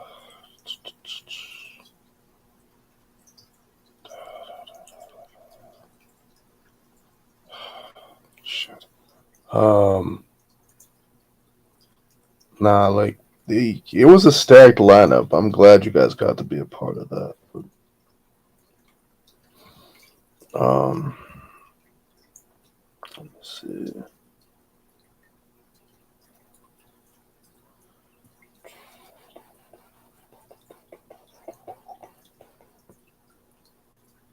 Oh, King Killer. King Killer, that's what it. King Killer and Pirate Bay, dope as fuck. Yeah. Um, I mean, there's other people that I'm forgetting. I can't remember what Jay's fucking stage name was. He was dope as shit.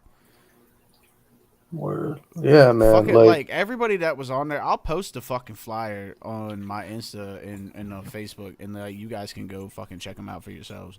But yeah, they that's a were good move. all fucking dope for real. Hell They yeah. were all supportive as fuck. Like I said, like I love that. I love that shit. That's good, man. I'm glad you got on there. But yeah,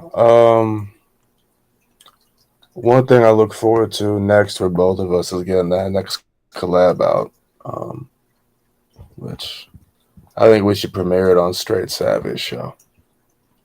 I already did. That's what I'm talking about.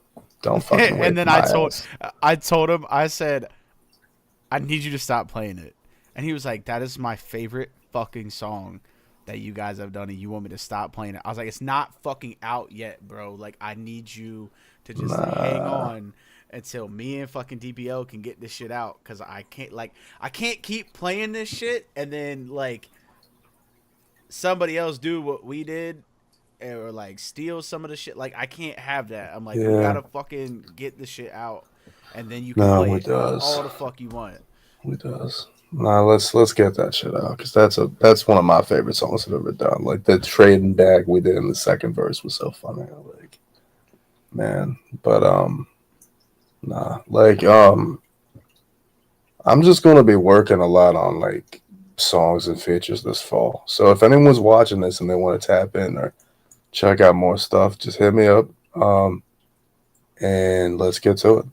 Um, Like I said, you're more than welcome to come to the Illminds podcast page, and then I mean you can share that shit on there too if you want, for real. Because like I said, I mean it's majority place for artists to come and hang out, and I mean just people who listen that want like an insight on what it's like to be an artist. So you're more than welcome to, once I have that page like actually fully set up and I have everybody set as like admins and moderators and shit.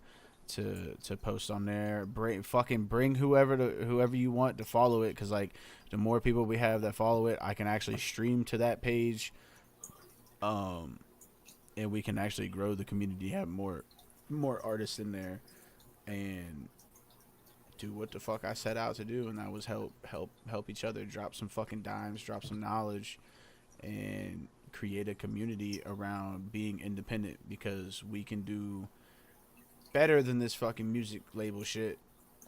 We got better music. We might not have the fucking funds that they have, but if we can pull together and show people like independence are where it's at, we can all help each other out. There's room for all of us to eat. Everybody listens to music every motherfucking day. It is what it is. I am sorry if you make trash music. People probably aren't gonna like it. That is Doors that way. Doors that way. word. It works that way sometimes. I'm not saying I make the best music. I'm not saying DBL makes the best music.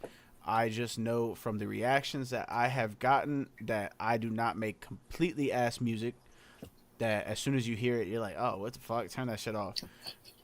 Like, you can at least get through 30 seconds of my shit and be like, I mean, it's cool, but it's not for me. Like, I know what I'm doing. I know what DBL's doing.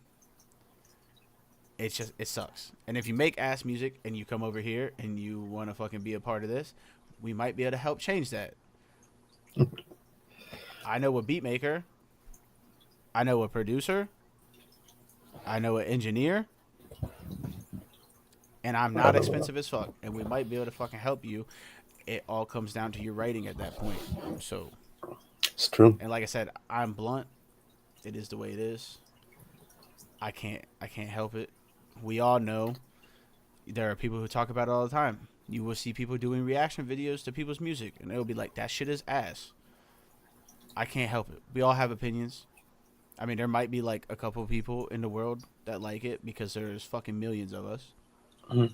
But as far as a wide range goes, who knows? I mean, for the most part, I might be fucking ass. I don't fucking know. I just do this shit, and I know that I've had people feel it. So it is what it is.